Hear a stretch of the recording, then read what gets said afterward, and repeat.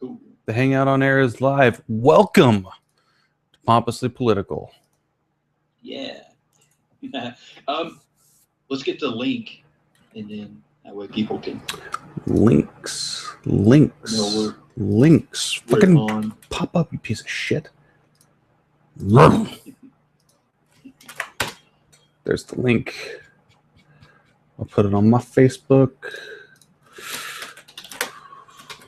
Ooh, see it pop up on there. Come on.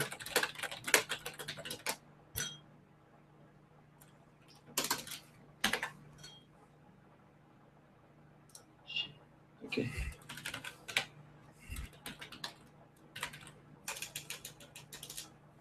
Okay, and close that here. All right, it's on my Facebook.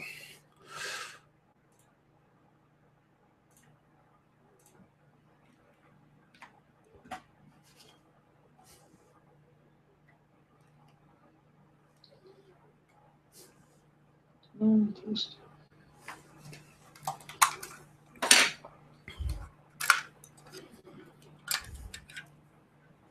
Okay.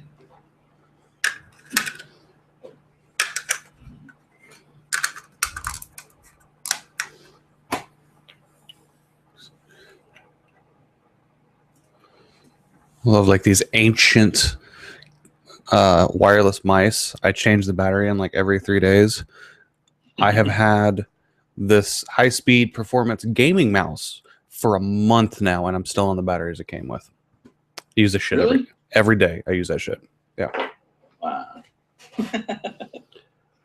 Okay, so we're posted now, so we can just go ahead and go into it, I guess. Welcome to Pompously Political. The podcast is just a little bit pompous, if you know what I mean. We're kind of getting the hang of this whole live broadcast sort of thing. So if you've been tuning in for the past couple of seconds, you've probably seen some weirdness, like, you know, Scott sneezing, or I don't know. I haven't sneezed yet. If I sneezed, I yet. would still be sneezing. It never comes in just one. It's always like 5 or 6 of them. And it's just like, fuck my life. Well, goodness gracious. Fuck my life. You good? You all right? I'm good. I thought you were having a Tourette's moment. I was like, does your wife need to come in here with the epi? Get going. No, we're good. So yeah, we're live. We're doing our thing here. There's a lot going on in the world lately. Of course, we got some Q&A that we're going to have later on with some people who have posted some questions on the Facebook. Also, if you would like to be engaged with with us right now, you can go to the Facebook page, post a comment up on there. We got it up so we can see your comments and so forth. We also have it up on Twitter, so you can go to Twitter at PollyPompous as well. And yeah, so definitely hit us up on the Twitter, hit us up on the Facebook. So yeah, without further ado, man, it's that holiday season again, that Memorial Day, right? Yeah. It is. It's a very, very somber holiday, especially for me and you, for combat veterans who have been to war and have lost people that we know, friends, acquaintances. I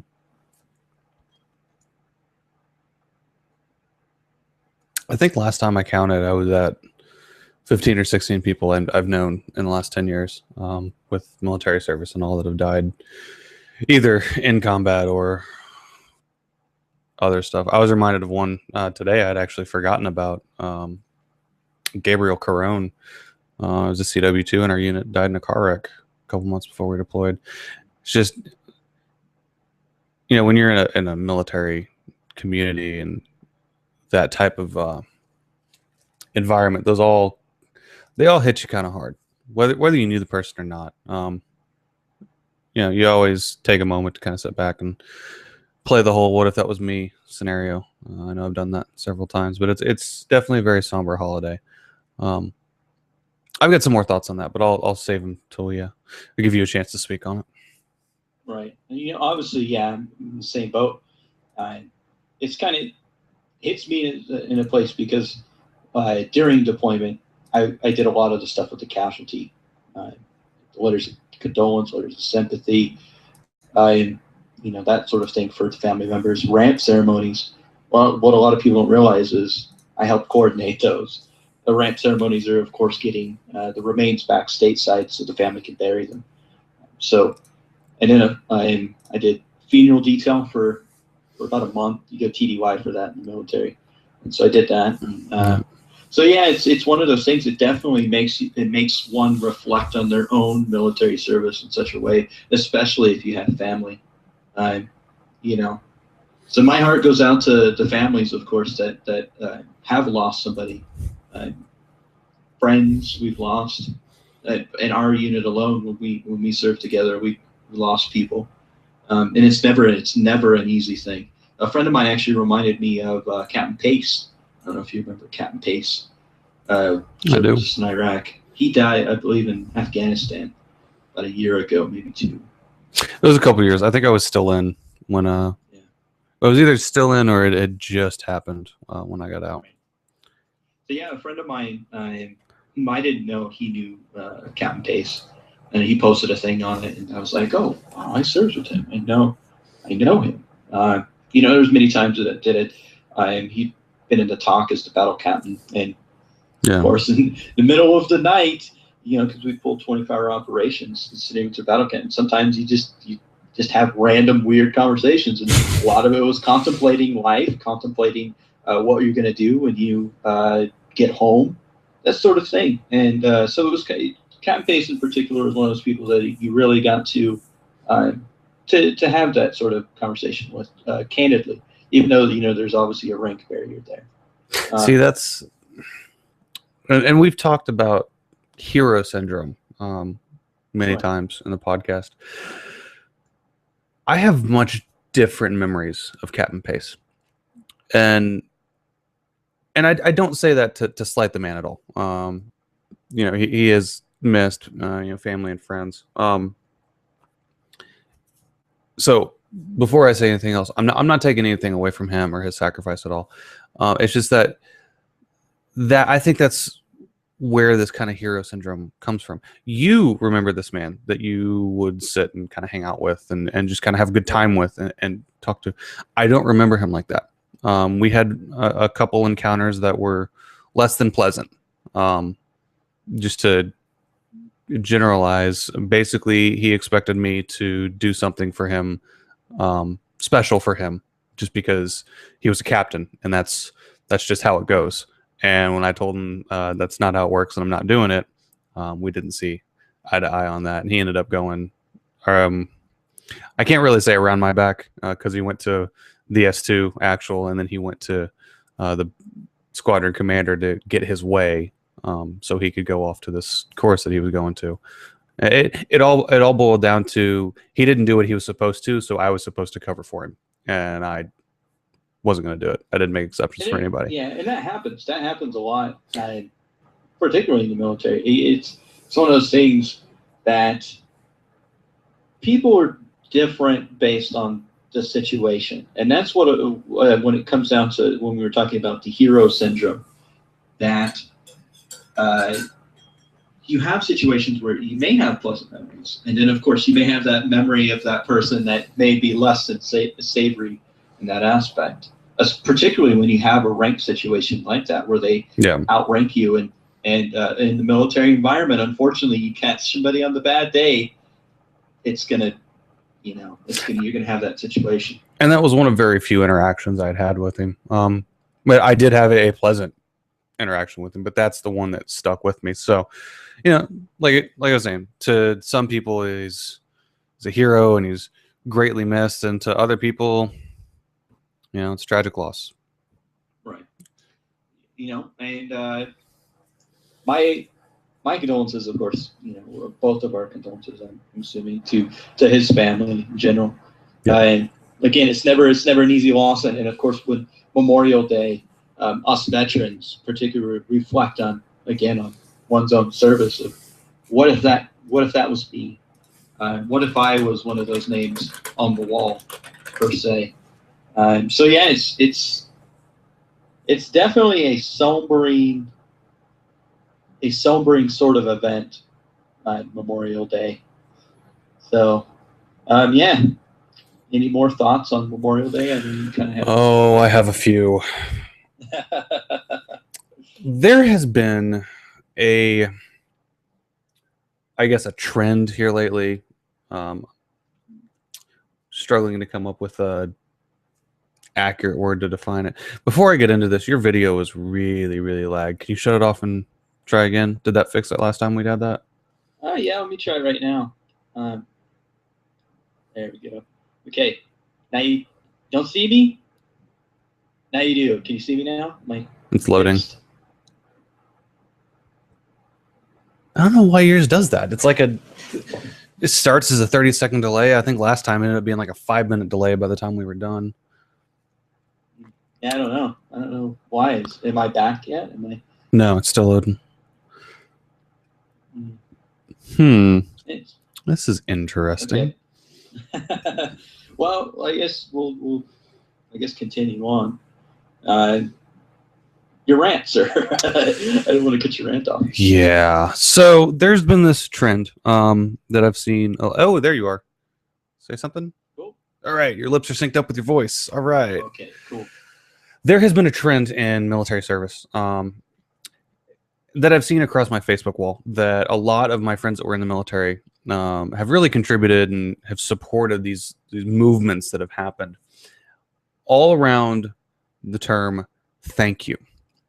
People are getting offended that they're being thanked for their service. And I'll admit, when I first read it, it made sense. And I kind of supported that. Like, hey, don't thank me. Okay, that I can understand that. It never really sat well with me, but I can understand it. And occasionally it'll come back up and people will do posts about it. But this Memorial Day, there has been a new movement that is much similar in regards. Yay, English fail on that one. It's very similar to this Don't Thank Me movement and don't thank me for my service on Memorial Day because that's not what Memorial Day is about. Which, the first time I read it, I had to really take a step back and think about that. And I thought about it because the first time I saw it was Friday. And then I saw it again on Saturday, and then I saw it again yesterday on Sunday. And I actually stayed up. Like, thinking about this kept me up last night because at what point in your military career or shortly after your military career, whatever stage you're in now to be posting things like that, at what point did you decide that you're smarter than every other person in America? That you need to provide them with some education on a holiday that they obviously don't know anything about and they can't understand because you're a veteran. When did we become so damn entitled that we feel like we have to tell people, don't thank us? Oh, don't thank me on Memorial Day. You don't know what this is about. Who the hell do these people think they are? If you want to thank me for my military service, just like every other day out of the year, fine. Thank me. I would ask that you also remember what the day is about. I don't know if you know that or not, but I'm not going to be a dick about it. Like, no, don't thank me. And I've seen so many posts on here, so many people that are just blindly following this rhetoric of, please don't thank me. This is Memorial Day. This is not for thanking. If you want to thank me on Veterans Day. That's the day that we thank people. Just shut the hell up, say thank you, and move on. It's not that big of a deal.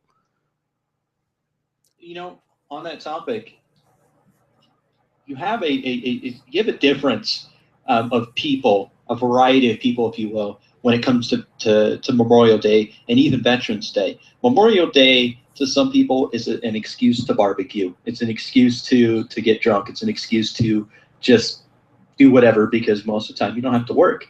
Yeah. So with that being said, you have that group of people that it's barbecue day, and then you have somebody that's actually taking the time to acknowledge that this is a holiday for people that have served in the military.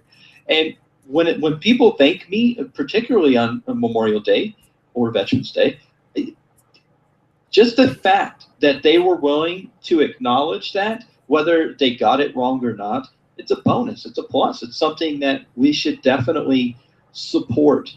It's one thing to go, hey, yeah, Memorial Day. It's about the people that have died. You know what I mean? But that person is looking at you as a person that could have easily have been somebody that died as well. That's what that Yep. that's what that thank you is for. So yeah, I totally agree. I think that um, what level of OCD do you have to be to correct somebody who's giving you an Yeah. accomplishment? Yeah. Accomplishment. Accolade or compliment. Yeah. Yeah. I don't understand that. I don't understand if like it's kind of like if somebody came up to you and said, "Hey man, thanks for taking out the garbage," and you're like, "No, no, no, no, no, no, no." No, no, Okay. you should have taken out the garbage. Okay, don't Yeah, thank me. exactly. It should have Yeah. been you, which is a Well, very, that's very what good we have to analogy. I'm do. gonna give you props on that one. But yes, it is very pretentious, and it's I've always and we've talked a couple times about how both of us have always been a little awkward when people thank us. My first deployment when we came back, I didn't know how to respond. People thanked me, I thanked them, and that felt weird.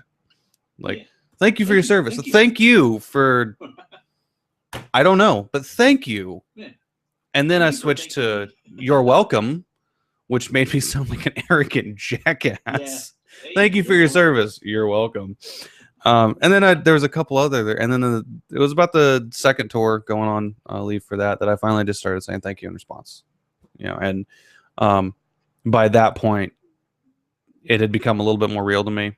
We lost those 4 guys in Iraq, so it was a little bit more somber for somebody. I had a little bit more perspective on what that thank you actually meant. So just because, and let me back that up. I don't fully remember now what the premise of the "Don't Thank Me" movement was originally, but just because you don't know how to respond to being thanked, just because it may make you feel a little bit awkward, doesn't mean that we should be standing up and going, no, don't thank soldiers in general. No, thank the soldiers. You should go out there. If you feel, what's the word? Sincere enough to offer that thank you. Don't do a half-assed one. We can see those. Right. Don't just slap the yellow ribbon on the back of your car and go, "I support troops," and then yes. And I will say we can see those. We can tell when they're insincere. But that is nowhere near the majority of the time. Those are very rare instances. Most people I can tell are very sincere. Right. It's just this whole concept has just really started ticking me off. That, like you said, it's kind of an OCD thing. It's an entitlement thing.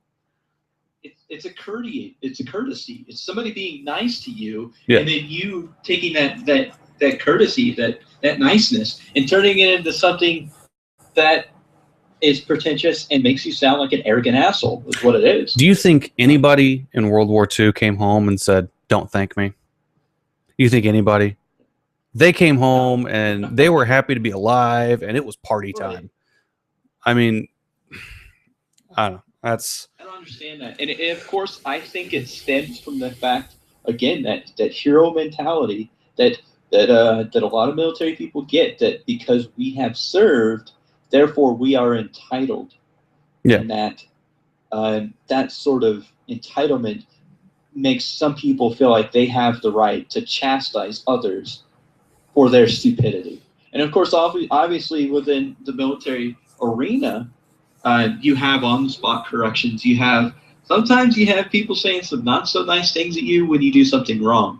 And I think that a lot of soldiers need to take a step back and realize that the civilian world is not like the military world, and you can't just go up to somebody and correct them because you feel that they said something stupid or did something wrong. Yeah. And there's that mentality, it gets kind of beat in that, less than 1% of people in America have served in the military. So you start getting that entitlement there. And I will never forget going, I think it was to Afghanistan. There was a brief where they were kind of explaining everything, or it might have been coming home from it. And one of the speakers got up and he put it about as blunt as you can put it. Nobody owes you a damn thing. welcome home. Thank you for your service. Nobody owes you anything. Don't go around thinking that you're great. Don't go around beating your chest. Nobody owes you anything. Like, accept that now, and don't go out and make an ass out of yourself being, oh, I just served. You should be licking my balls right now because I went to Afghanistan. That ain't gonna get you anywhere. And that I think that mentality, that understanding as a whole is just lost. Right. So if you're out there, military folks, and you're being a jerk,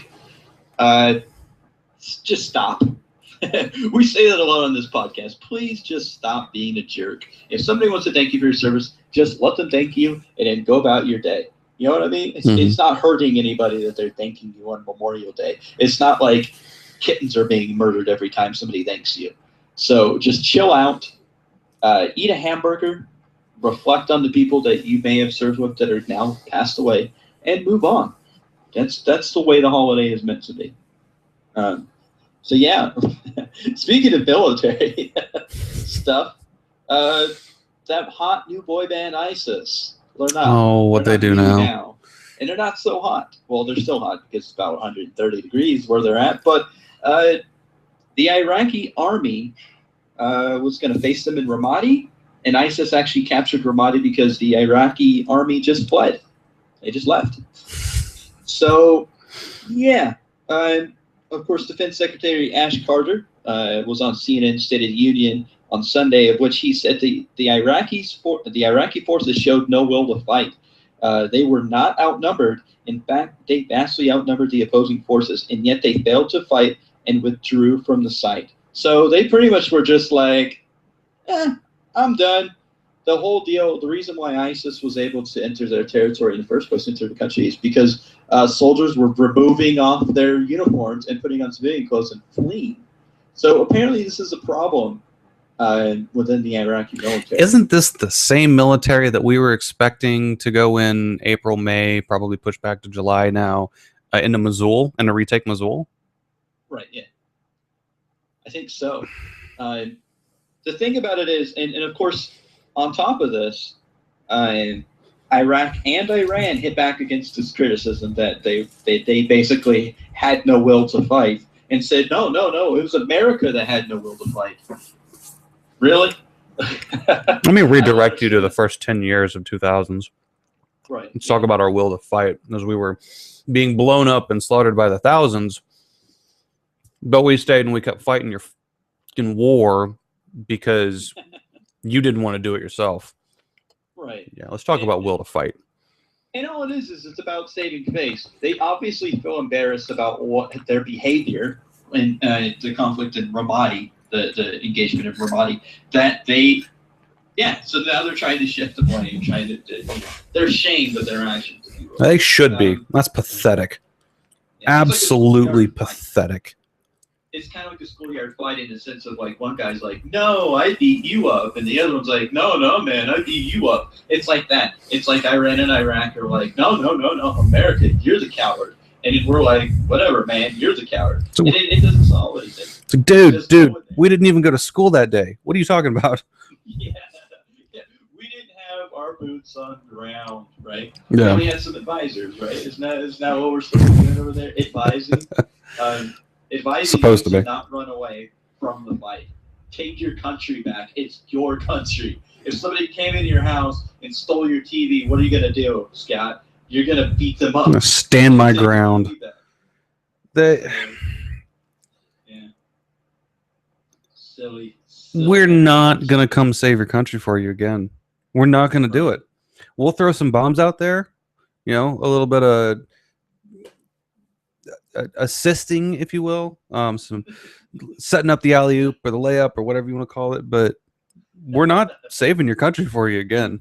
We'll be your Shaq to your Kobe, Iraq, but we're not gonna score all the points. I think that if we do save the country again, if we do go back in there, hello, state number 51.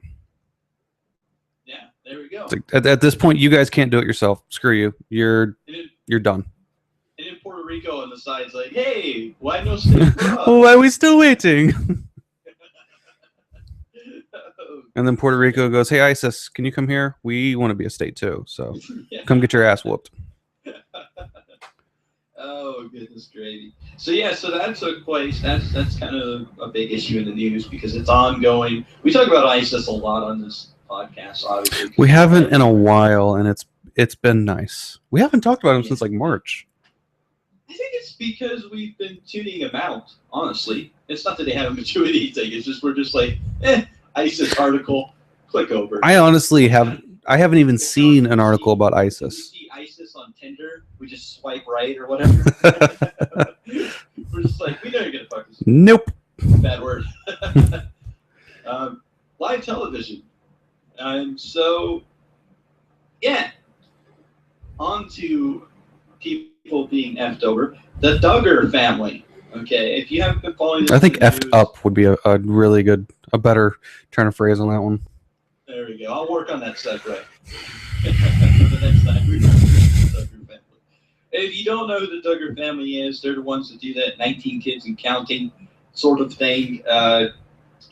Son Josh Duggar was keyword was the executive director for the Family Research Council, which was the people to put out polls every once in a while, like gay people shouldn't get married and so forth. Very Christian, and the family itself is extraordinarily Christian to the point that they deny evolution, they deny climate change. Well, I think they're actually Pentecostal.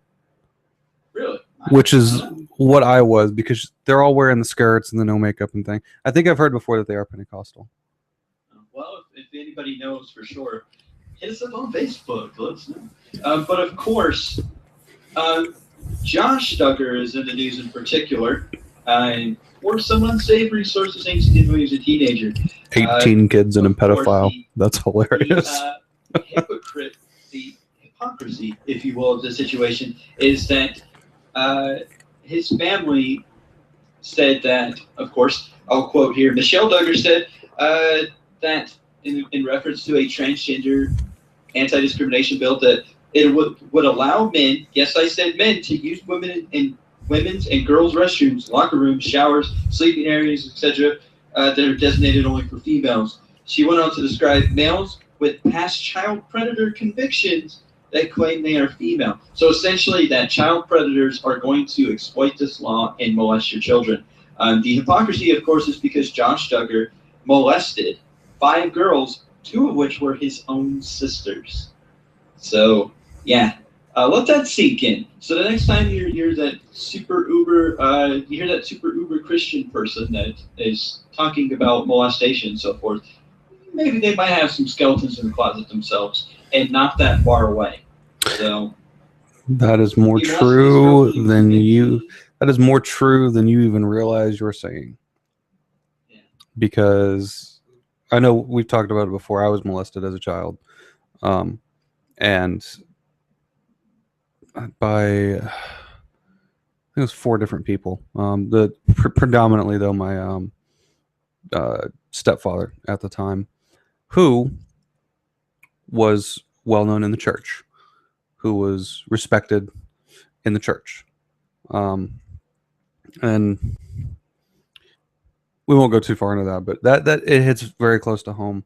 So I really want to be mad at this guy for this. I really do, and I was until I read a Christian article about it, and despite the swings that they were taking at atheists and liberals in this article that were kind of irrelevant and just kind of adding them on there, despite that, they made some pretty convincing points that I would give a little bit more credence to. First off, let's keep in mind this was 15 years ago. He's what, 29 now? He was 14, 15 at the time, so about 15 years ago. B, he did go to a rehab facility. The parents identified that he was doing this. They sent him to a treatment, sexual rehab, whatever it is you want to call it. Christian treatment facility. Still a treatment facility for something like this. And then once he returned, they did call the cops, and they had the sheriff come in and talk to him and kind of sit down and explain to him what would happen if he continued to do this.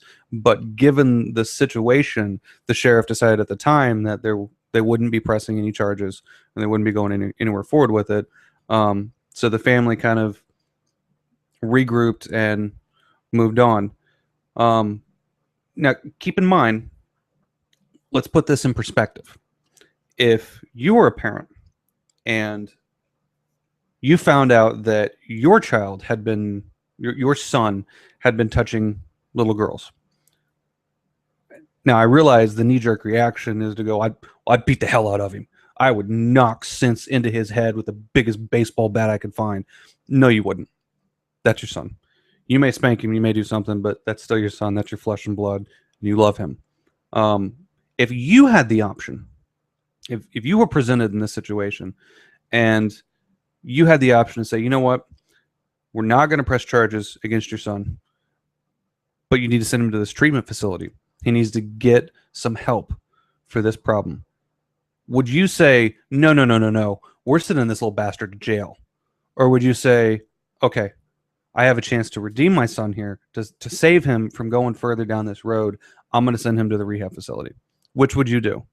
You cannot honestly tell me as a parent that you would send your son to jail, especially when it came out of nowhere, because they did not know about this before.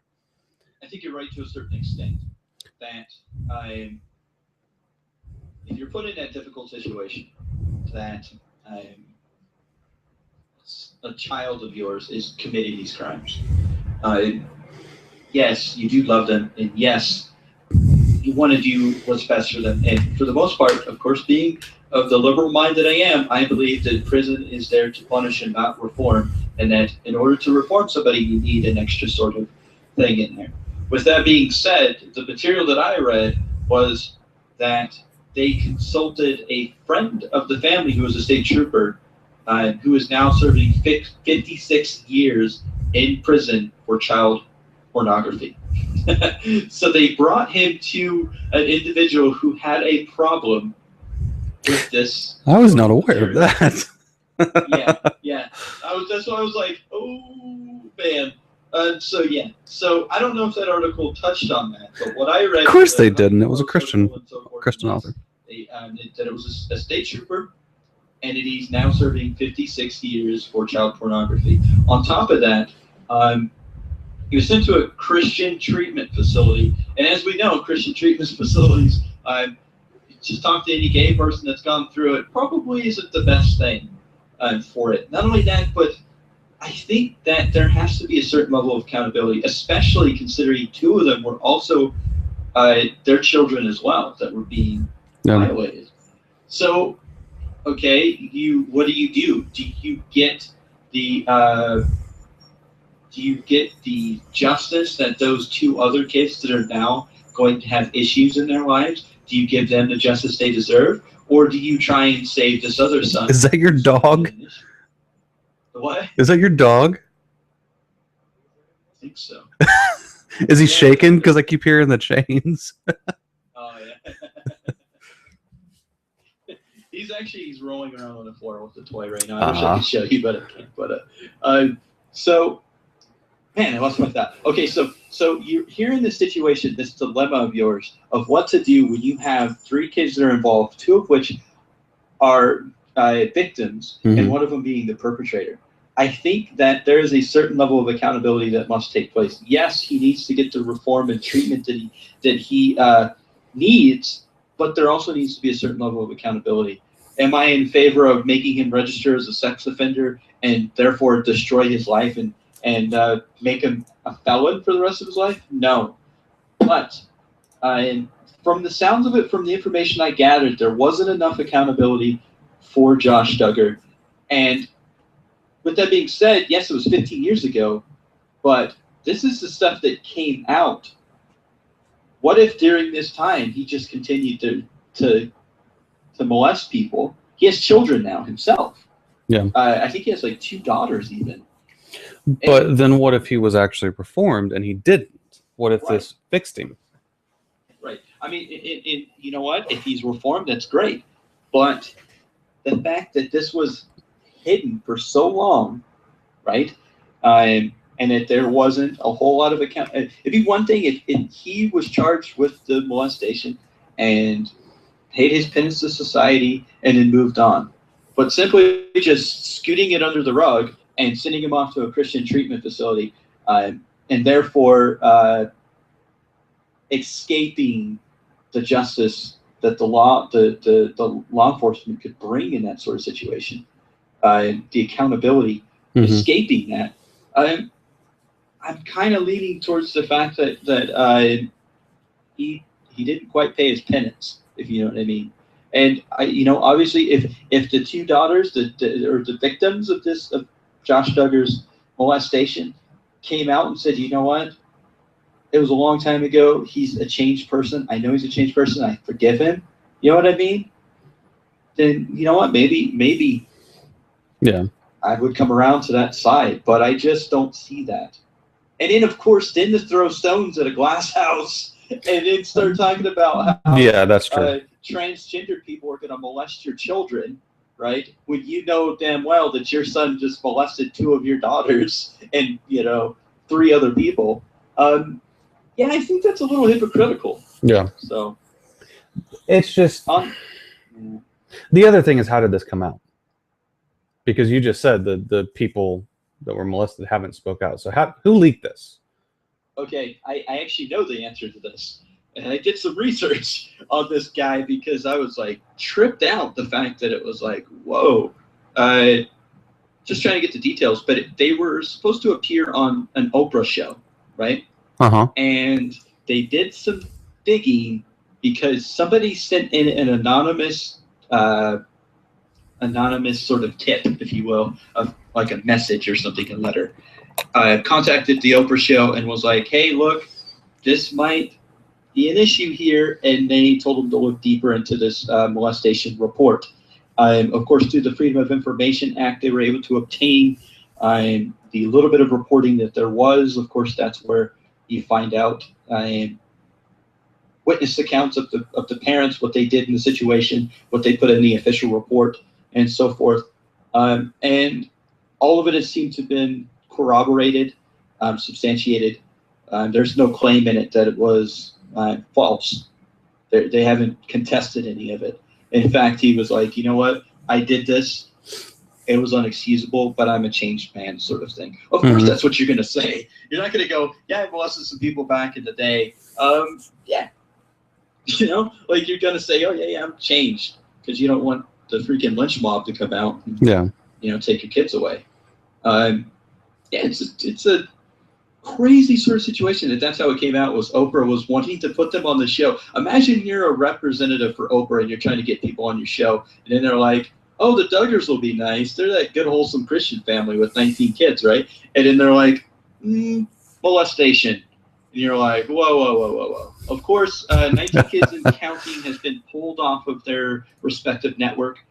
They were running some sort of marathon, and then the network that I think they're on TLC or something. Yeah. They pulled them, so they're nixed for right now until they can sort this mess out. The other thing is Mike Huckabee came out defending the Duggars as well. That his crime is not unforgivable. Yeah. And and they also had a judge destroy the record of the event. Yeah. All right. Well, I'm going to move on from this topic before I get too personal into my own feelings on it. But yeah, I offered my defense of him. You had a very good counter defense of why he's still a piece of shit. I'm gonna have to agree that he's still a piece of shit in light of recent evidence. God, and without going into a Christian rant, because I want to save that for our special episode, we're gonna move on, ladies and gentlemen. Moving on. I believe we have a couple more topics real quick, just to address before we get into the Q&A. Are you ready? All right. BB King, who passed away last week, his daughters are now coming out and say that they think he was poisoned. What? Yeah, I love BB King, first of all. They're a fan of blues. They filed a charge, and they name, I believe, his tour manager and somebody else as suspects. There we go. I was going to say accomplices, but totally blanked on that one. So they filed this report. They don't know, the toxicology is not going to come back for 8 weeks. His blood work from the autopsy is not come back for 8 weeks. So we don't really know anything. So we'll hold off on that one because it's going to be 8 weeks before anything comes out of it anyways. So just an FYI for now. It'd be really crazy if he was. I mean, he was already like 90, so I doubt it, but John Nash, for those of you who have seen A Beautiful Mind, he was the inspiration for that. Him and his wife Alicia were killed in a car wreck on Saturday. They were taking a taxi in New Jersey, and the taxi driver lost control of the car, and they both died. Taxi driver survived. Man, imagine you're that taxi driver. That's terrible. You just took one of the most. Is there anything in there that says he was negligent, like he did something? I didn't see anything like that. Just that he lost control of the vehicle. He was going to pass somebody, and while he was passing, he lost control. So maybe a little bit of negligence in there, but and then terrible. Yeah, thoughts go out to the family on that one, and that's to lose a mind like that. A beautiful mind, if you will. To lighten it up a little bit, we've been talking a lot about death today, so yeah. In other news, Nevada is going to test their stand your ground laws, right? Because that's worked so well for Florida. Yeah. We were kind of talking a little bit about that before the recording. It's interesting to think that you have to have a law. Okay, first of all, for the Florida one, it's a really vague law. You can exploit that law essentially for your own needs. You can have a situation. You'll have people that could potentially use this law to actually seek out a situation where they end up killing somebody like that. Obviously. Well, George Zimmerman. I mean, that is the George Zimmerman case right there. Right. He thought he was Batman, and I'm Batman. But then he was apparently afraid of the black man in the hoodie, or the black child in the hoodie. Yeah. So yeah, I support people's right to defend themselves in a majority of situations. If you have a legitimate threat to your life, you should be able to defend yourself. But I think that there needs to be a lot more accountability in that sort of environment. Really, if you know. Well, the intention of Stand Your Ground when it was originally created, because it did come out of Florida originally, was to protect your house. If somebody breaks into your house, that's it. They don't have to be attacking you. They don't have to do anything other than break into your house. You wake up at 3 o'clock in the morning and some dude's sitting in the living room watching your TV, you can shoot him. The fact that you can defend your property like that should be a deterrent. Assuming that we're all still able to have guns, but that's another topic. Where we start getting really sketchy with this is when you start expanding this beyond your home, beyond your property, which was the George Zimmerman case.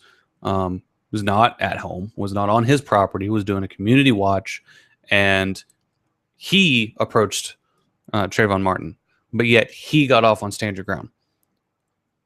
There's some serious gray areas there that still need to be worked out. That if Nevada wants to have success with this, they really need to address those gray areas and put it in writing, some definitive guidelines on this. Otherwise, it's fucking Nevada. They're going to find themselves in Florida's position very, very quickly. It's Nevada. They have Las Vegas and Reno. That's all you need to know. Right. Yeah. I imagine a lot of people that are exploiting Nevada's escort services are going to have a rash of stand your ground cases that are going to appear. Sorry, Nevada, for my Nevada friends, or Nevada, depending on your vernacular. Nevada dialect. All right. Well, so, that is it with news this week. We can move on to our news segment. Are you ready, Jimmy? Drum roll. Questions and answers with Scott and Jimmy. Okay, yeah, you go. Oh, did I mess it up? We were both announcing it in our own way at the exact same time. Oh goodness. Well, we have We Q&A rehearsed. segment, which for those people that don't know what that is not quesadillas and anchovies. It is questions and answers. Why would you put those two together? God, anchovies are terrible. I was grasping for straws, man. That's the only words that I could come up with. Quesadillas and armadillos. Quesadillas and armadillos. All right, no worries. Well, first question we have here. Of course, I prepared my answer, and Scott got his as well. First question comes from an Ashley Marquez. Hello, Ashley. Thank you for submitting your question. Your question is, why would people of an extreme faith like Islam risk their lives for Jesus? And in this process, she sent us a video link, of which I watched the video. The video was of CBN, Pat Robertson, and so that route. I'll tackle this question first, because I had to think about what exactly you were trying to say in your question. Now, there's no secret that if you listen to this podcast, we are of a secular point of view, secular perspective. And the simple answer to your question is they don't. They don't risk their lives for Jesus. Well, for those reasons, is that the video you sent it's skewed. First of all, it's a skewed video. It's a fluff piece in an effort to solidify one's own view or personal narrative. Islam is a religion of over 1.6 billion people, and I would say that the vast majority of these people are not risking their lives for Jesus. I think that they have their own set beliefs, and they may possibly be risking their lives for their own beliefs, but not risking their lives to seek out other beliefs. So that's part one of this. The other thing is that when you're trying to present a particular narrative as to promote your own faith or beliefs, it's easy to find at least one example like this in 1.6 billion people. But yes, I would say that the majority of Muslims are not risking their lives for Jesus. The other thing is this video is particular, like the movie God's Not Dead, for instance.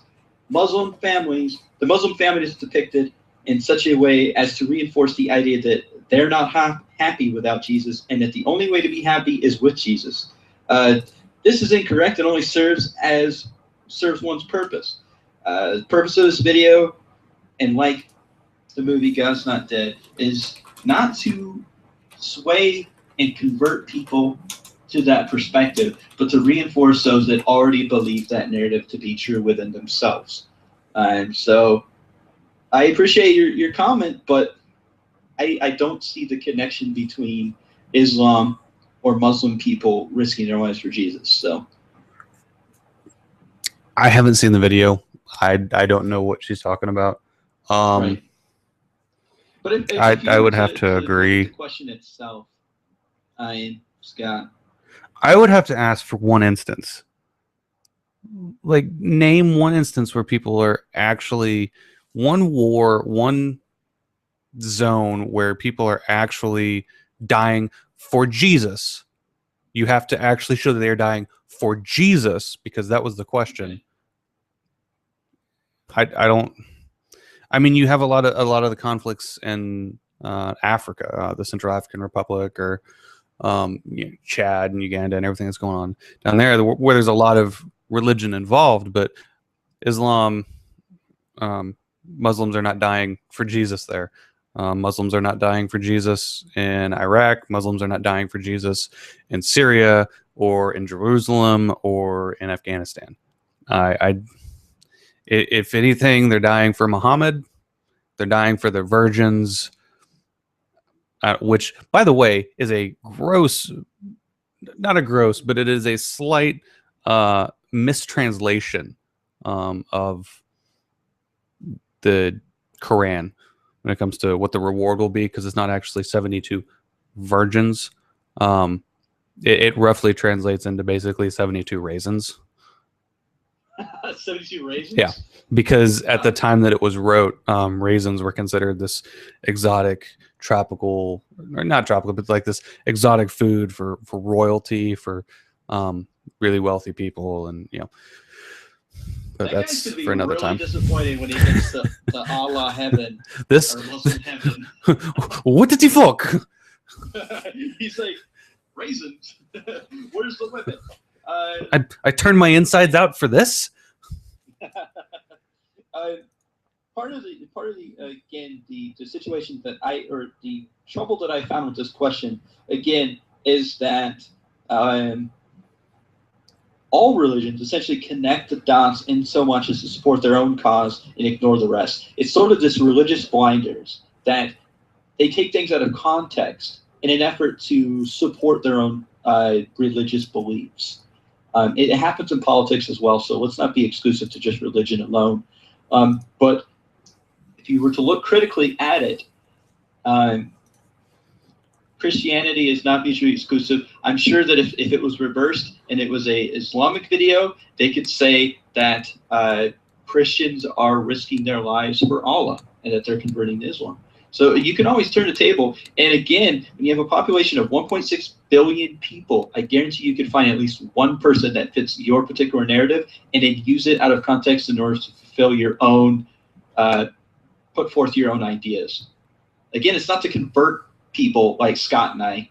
It's because clearly we're looking at it from a different perspective, but it's to support people that already believe that narrative.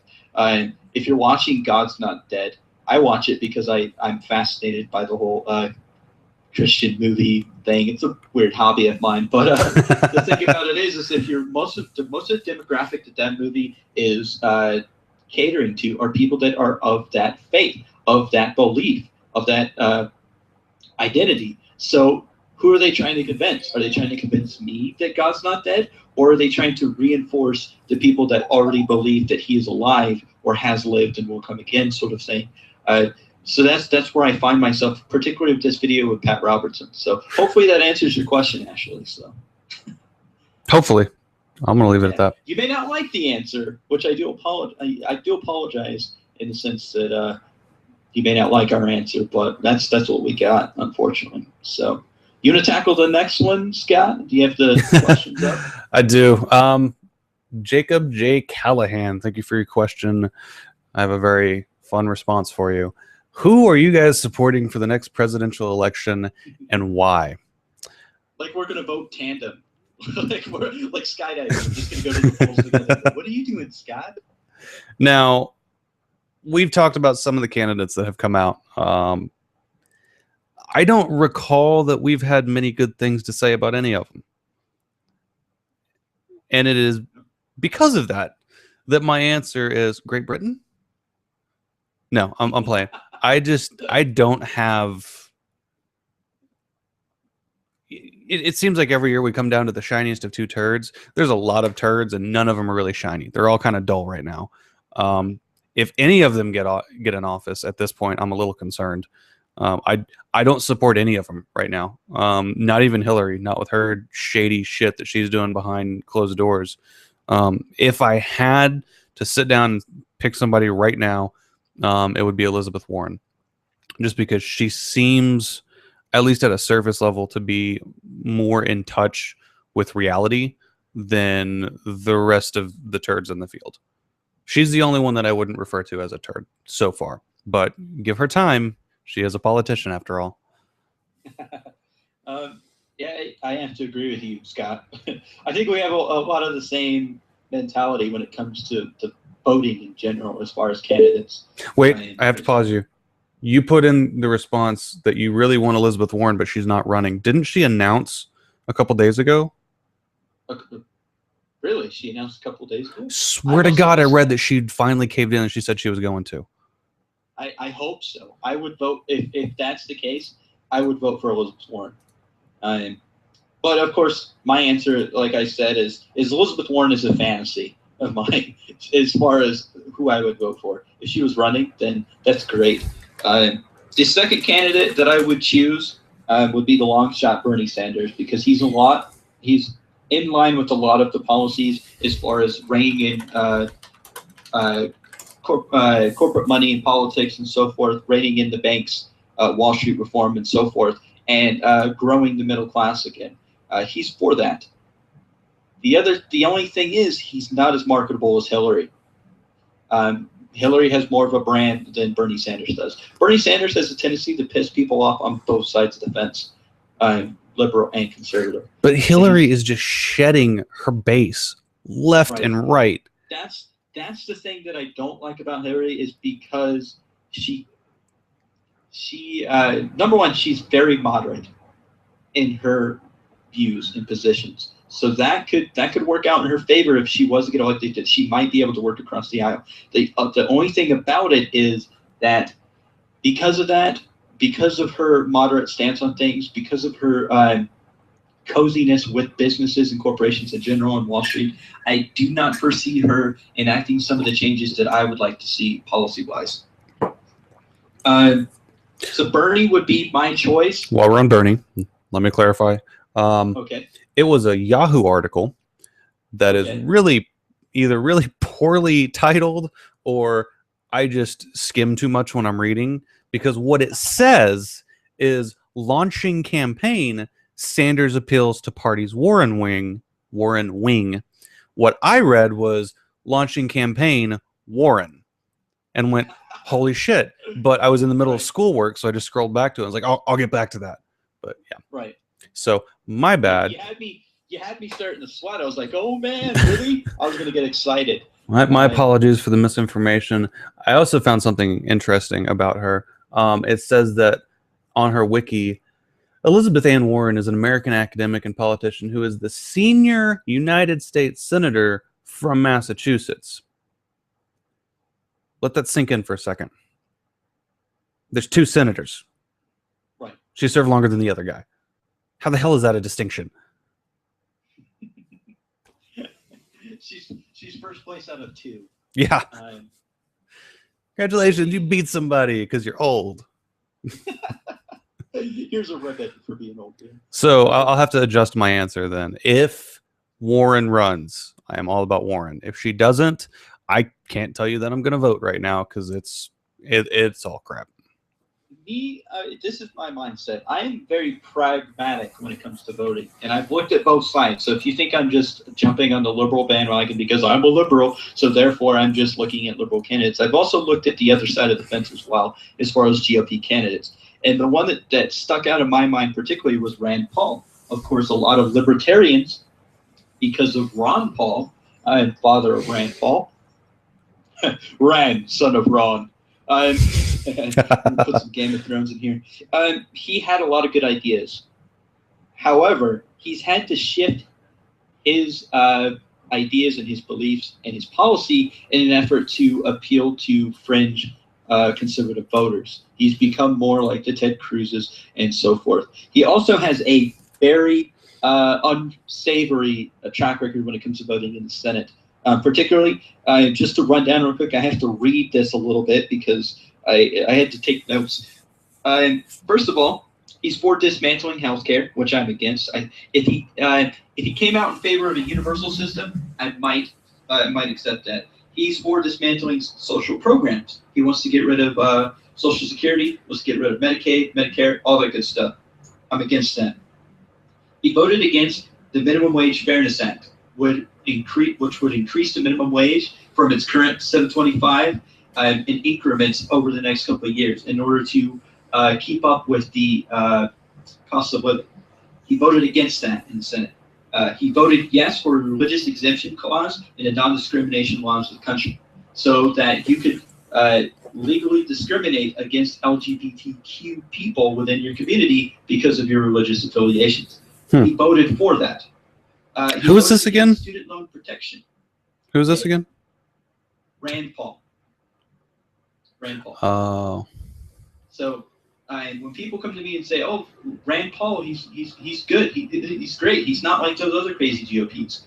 If you look at his voting record in the Senate, he's voting for a lot of the same things that these GOP candidates are voting for, and so therefore, I can't support him based off of that. I can't off of this record. It's against a lot of things I believe in.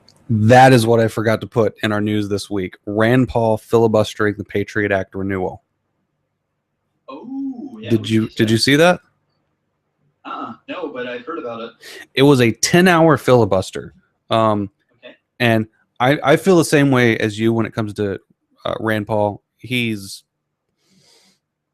out there. If you looked at his presidential State of the Union response video, holy God.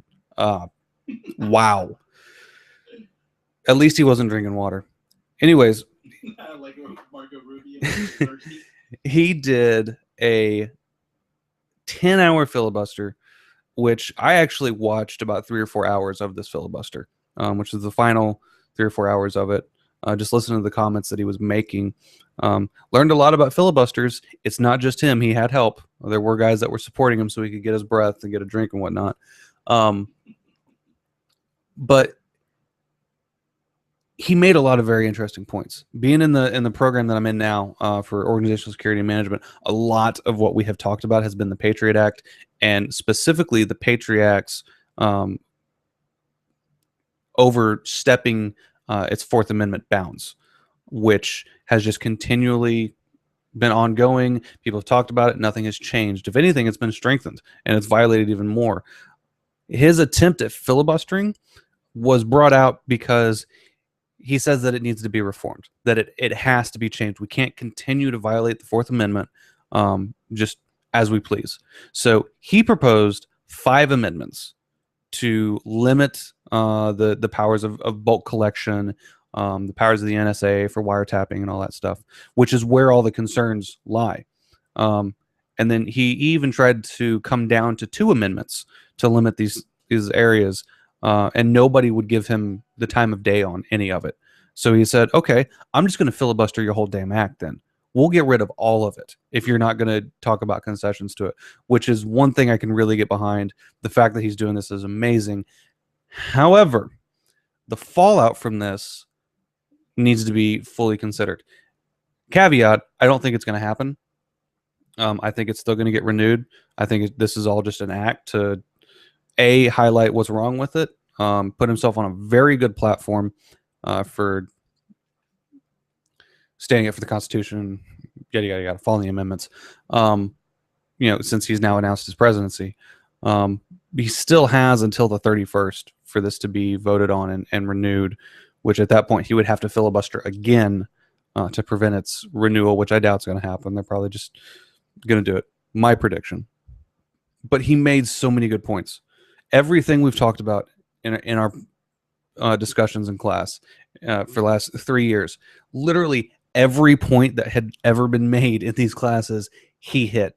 And he hit them all right on the head.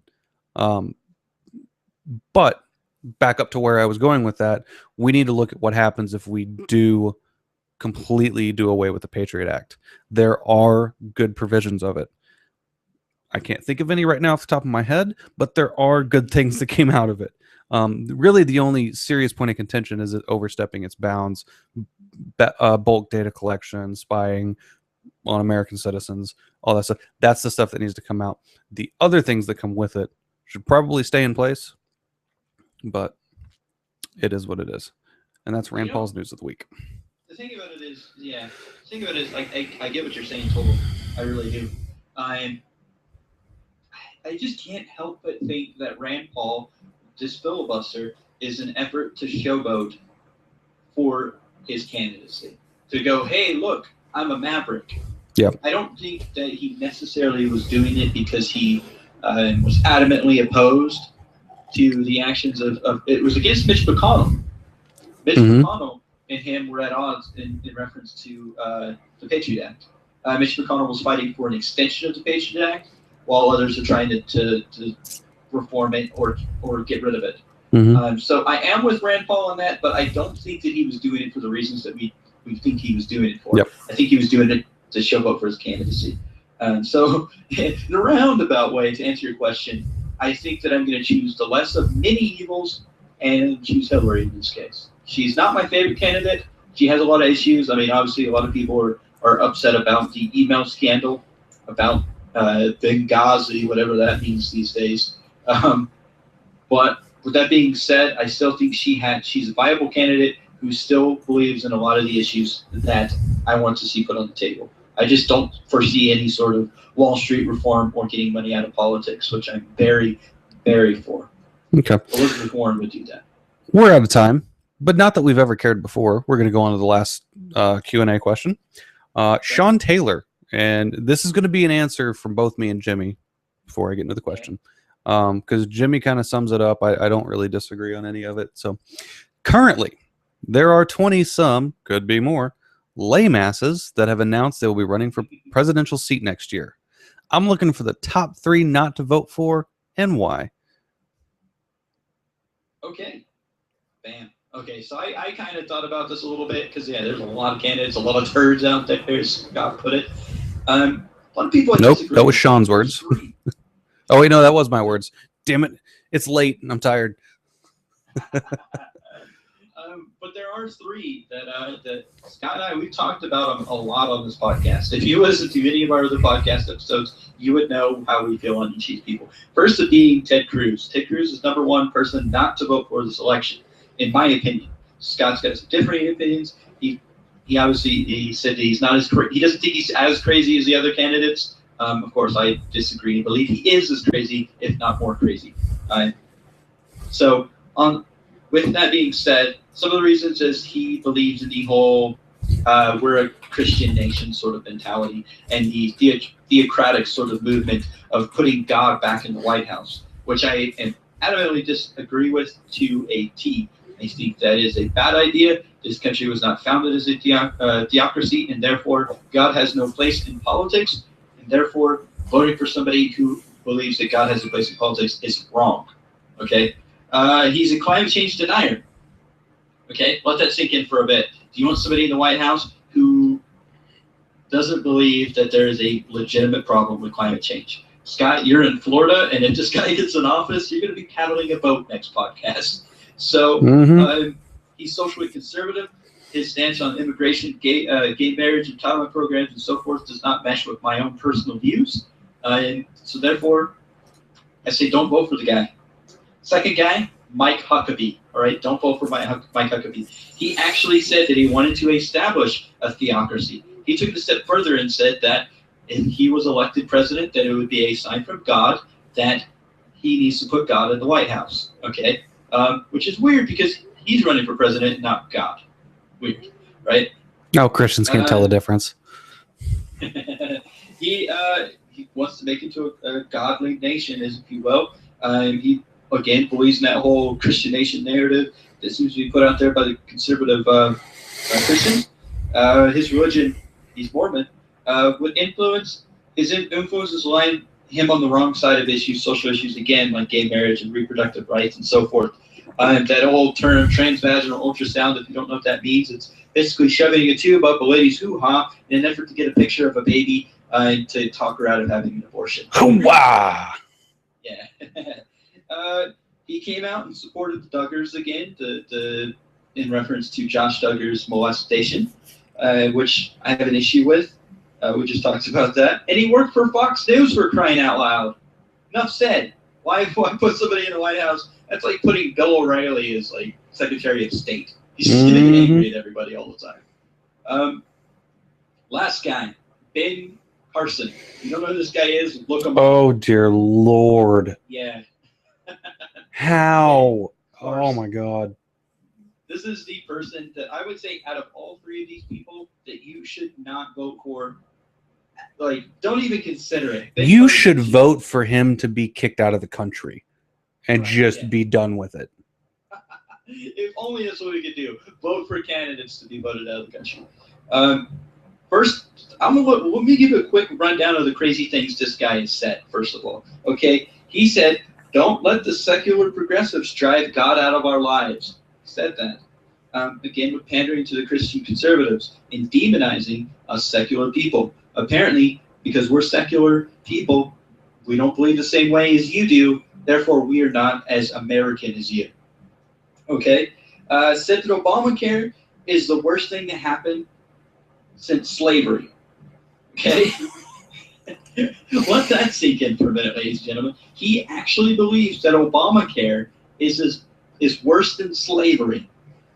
Go ahead and Google slavery, put that picture up in your head, and then put a picture of Obamacare, and see which one looks worse. I guarantee the picture of slavery will make you cringe more.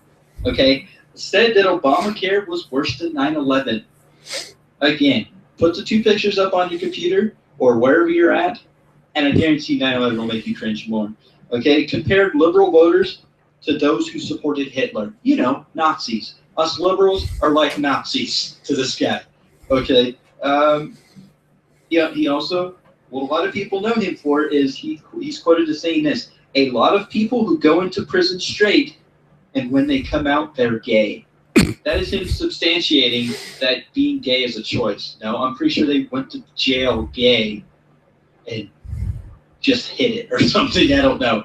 Being gay is not a choice, Ben Carson. He's a neuroscientist, for crying out loud, and he has ideas like this. Again, he's a climate change denier. Yeah, whole lot of crazy coming from this guy. Some of his stances on issues, yeah, I really went into this guy a little bit, Scott. Quick rundown. Economy and jobs, okay? He's anti-union. He thinks unions are bad for business, which is pretty popular among conservatives.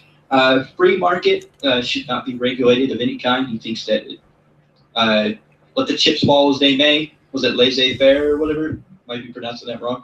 No minimum wage. Absolutely no minimum wage. Just pay people whatever. Wow. That's what he believes. Get a nickel for your work today, Scott. Social issues. He's pro-life, of course, because he's of the Christian persuasion.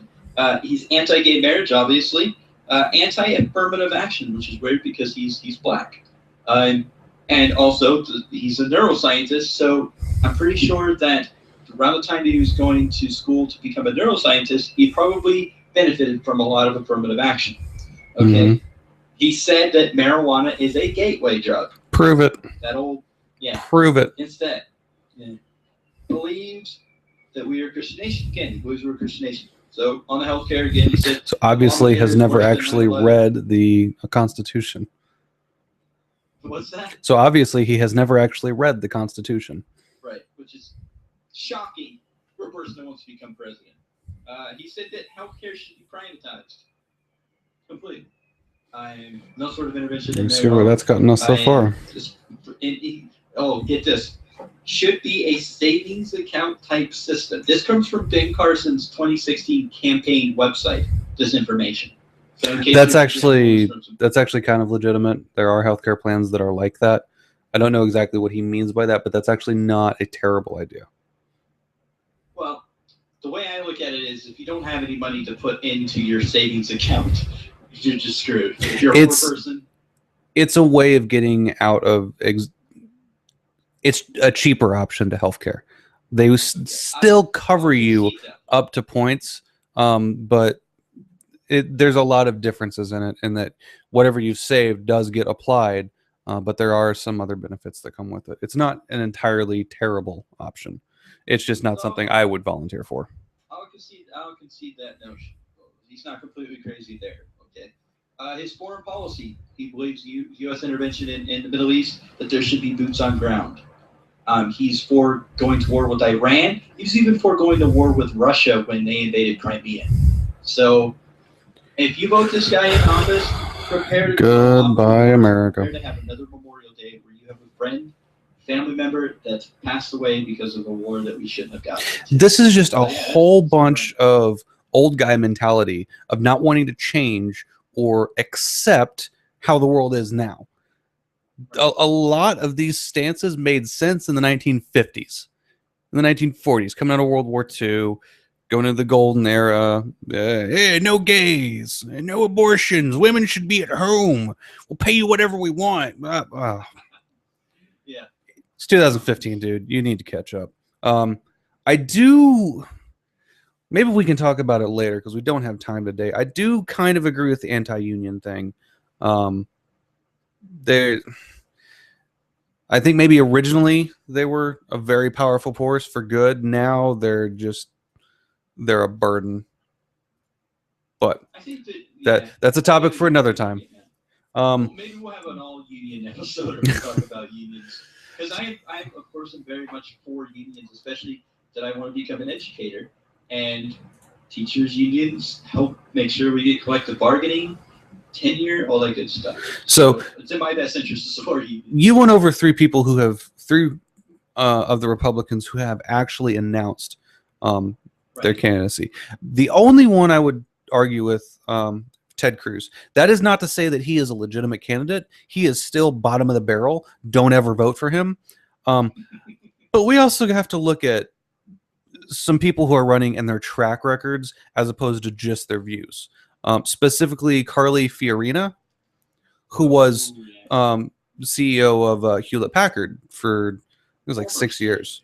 Former CEO, because she about ran the company into the ground. They asked her to leave. She fired like hundreds of workers. Yeah. Terrible record as far as leadership goes. She's had a lot of positions and never accomplished a damn thing. And, you know, ran one of the biggest companies in America, almost ran them into the ground. Then we have to look at Donald Trump, who may be announcing. The dude's gone bankrupt. It'd be the greatest, most expensive, most luxurious election ever made. The dude's gone bankrupt twice, 3 times, I guess. His hotel chain is struggling now. He knows how to make money. He doesn't know how to keep money. And if you think for even half a second that Donald Trump is going to do anything for the middle-class American, you're fooling yourself. He is a businessman with a lot of business connections. That's what he cares about. Bobby Jindal, there's a whole bag of crazy that goes with him. I see there was another one I wanted to hit on real quick. Chris Christie. I love Chris Christie, but that dude's a train wreck waiting to happen. Sarah Palin's announcing? Oh, wow. Lindsay. She hasn't officially announced, but she, when I looked up who was actually, because I wanted to answer this question as thoroughly as possible and look at all the candidates. And Sarah Palin hasn't officially announced, but she was on the list of potential 2016 candidates. There's also an announcement pending from Lindsey Graham, which that's a whole big bag of crazy right there in the South. That's actually a really good Lindsey Graham. I like it. But anyways, we are starting to hit that point where I might not be able to post this on the website. So we are going to have to cut this episode short. Not really short. We're at the end. We're an hour and 15 minutes in. So I appreciate you guys dealing with the technical issues. We did get late started because of the fact that this is a new medium for us. We haven't really attempted this. I hope the people that actually tuned into the live broadcast enjoyed what we had to say. Thank you so much to Ashley, to Jacob, to Sean for posting your questions. We appreciate it. We love answering questions. Keep them coming.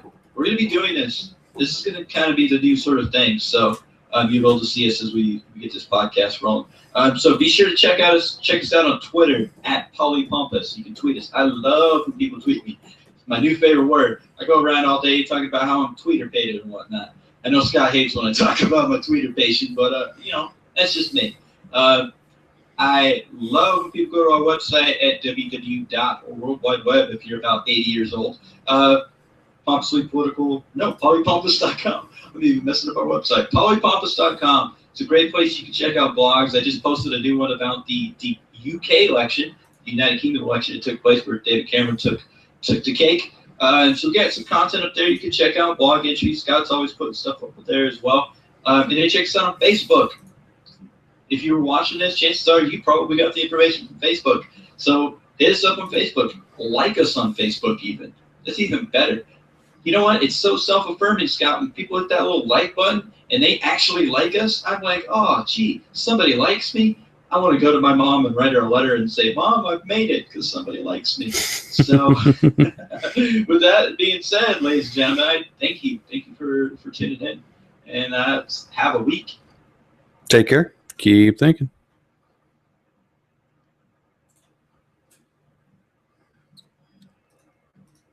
Oh.